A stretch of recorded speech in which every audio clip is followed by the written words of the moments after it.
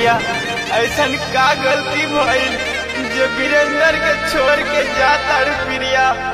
अरे हमसे ऐसन का गलती भइल जो हमके जीते जी मुआ देलू।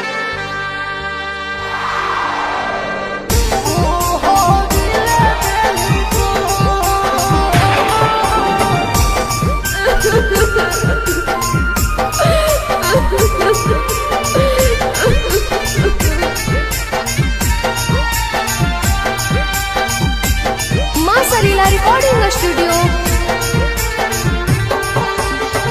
मारी देली तिरिया सुना के पिरिया कवनो जे कैलियो कसूर।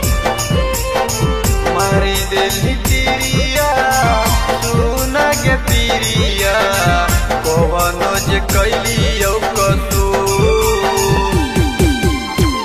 एक गोरे रहे मोर दिलावा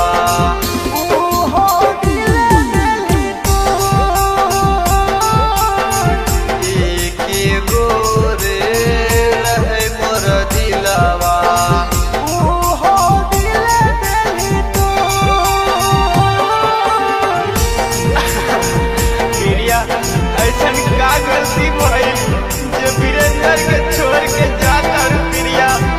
अरे हमसे ऐसन क्या गलती भइल जो हमके जीते जी मुआ देलू।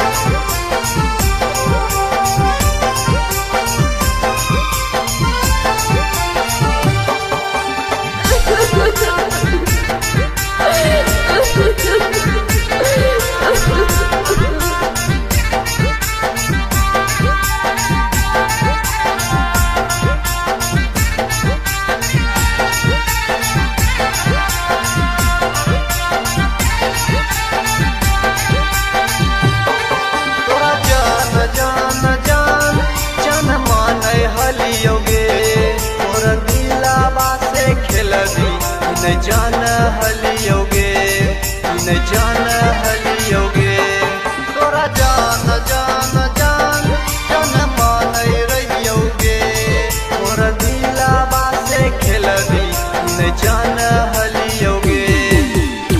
मारी देली तिरिया सुन के पिरिया पवनो जे कैलियो कसूर। मारी देली तिरिया सुन के पिरिया पवनो जे कैलियो कसूर। एक गोरे रहे मोर दिलावा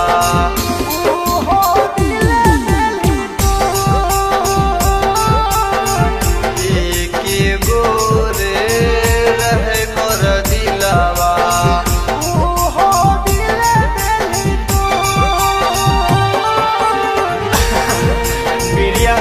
ऐसन का गलती भइल जो वीरेंद्र के छोड़ के जाता रे प्रिया।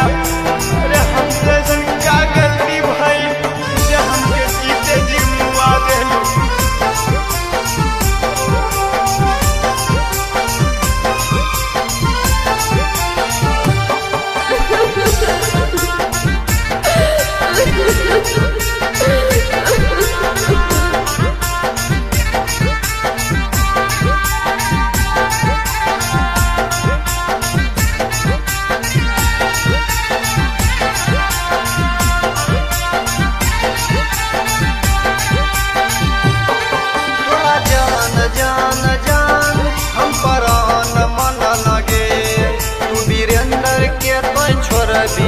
न जान हलियोगे न जान हलियोगे तोरा जान जान जान हम परान मन लगे तू वीरेंद्र के तो छोड़ दी न जान हलियोगे।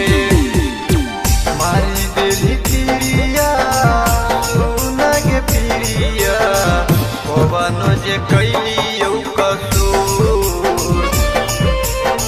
मारी देली तिरिया सुन के पिरिया पवनो जे कैलियो कसूर। एक गोरे रहे मोर दिलावा